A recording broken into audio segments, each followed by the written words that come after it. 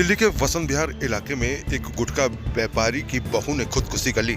मंगलवार दोपहर को इसकी सूचना जो है वसंत विहार थाने को एक प्राइवेट अस्पताल से मिली।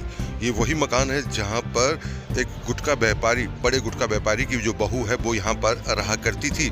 जो मृतक है उसकी पहचान दीप्ति चौरसिया के रूप में है, जिसकी उम्र 40 साल है। फिलहाल उनका पोस्टमार्टम जो है सफदरजंग अस्पताल में चल रहा है और है वहीं पुलिस को एक सुसाइड नोट भी मिला है, जिस सुसाइड में नोट में ये लिखा है कि प्यार नहीं तो जीने की कोई वजह नहीं। आखिरकार किससे उनको प्यार था और किससे नहीं था ये भी साफ नहीं हो पाया है।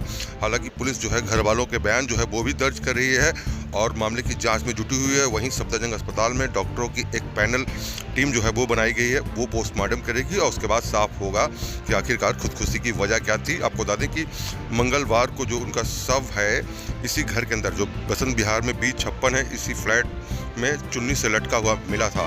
फिलहाल पुलिस ने शव को पोस्टमार्टम के लिए भेज दिया है और मामले की तफ्तीश में जुटी हुई है कि आखिरकार खुदकुशी की वजह क्या है। उनका शादी हुआ था 2010 में, तो कैलकाटा के रहने वाले हैं। काफ़ी चौरसिया से बहुत झगड़ा, एब्यूज़ ये सब करते थे सालों से। उनका आउटसाइड ऑफ दिस मैरिज उनके दूसरा मैरिज भी थी। Tanisha Singh south Indian actress है, बट था उसके इलीगल डॉटर भी थे मुंबई में। हम लोग को बाद में पता चला, बहन को लेके हम लोग वापस आ गए थे कैलकाटा में। उसके बाद इन लोगों ने हाथ जोड़ के बोला कि इनके घर वालों ने कि हम लोग बेटी बना के ले जा रहे हैं, इसको सही सलामत रखेंगे। उसका केस चला, वो उधर पे लड़ते रहे, हम लोग को दबाते रहे। हम लोग ने कुछ नहीं कर पाया उस समय, लेके फिर बहन को चल गए। बहुत मारते पीटते भी थे इसका और उसकी मदर।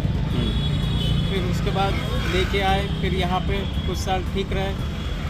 वो लोग खिला पिला के डिवोर्स वहाँ से दिलवाए, उधर से इलीगल डिवोर्स है। उसकी एक बेटी भी है, गौरी चौरसिया, इलीगल बेटी है मुंबई में।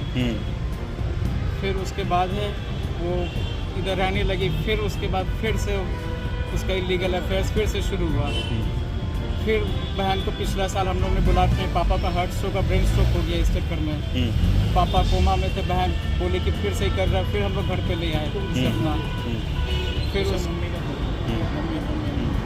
मम्मी रुकी, हम बता रहे हैं सब कुछ।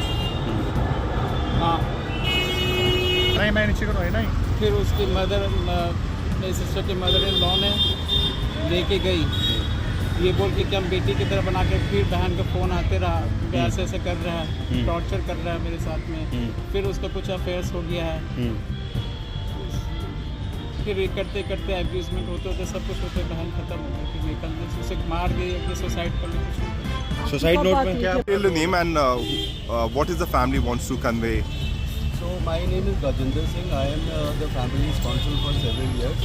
So only I want to say one thing, that whatever happened is very unfortunate. We all regret that, and both the families have decided to do the cremation together harmoniously, because we want to give full respect to her. Everybody, it's a loss for both the families, for our family and from the girl's family also. So everybody is agreed. Whatever is being reported in media is totally false. There is no allegation in the suicide note. She has not particularly named anyone to be responsible for this. Of course, we are cooperating with the police. Investigation is going on. Because it is a suicide case, the postmortem is being done, and we are cooperating with everything. And I hope that both the families are able to tolerate this big shock to their life. Sir एक बार हिंदी में बता दीजिए। दोनों families के लिए बहुत बड़ा loss है। सारे बहुत दुखी हैं, सारे उसको समझ नहीं पा रहे हैं अभी तक जो हुआ है। और हम दोनों फैमिलीज़ ने मिलकर डिसाइड किया है कि हम लोग इसको एमिकेबली आज क्रिमेशन करेंगे इकट्ठे। 4 या 5 बजे का समय तय हुआ है। दोनों फैमिलीज इकट्ठे हैं ग्रीफ के मोमेंट पे, और हम चाहते हैं कि मीडिया में जो भी अनस्क्रूपुलस रिपोर्टिंग हो रही है वो ना हो। फैमिली की प्राइवेसी को रिस्पेक्ट किया जाए।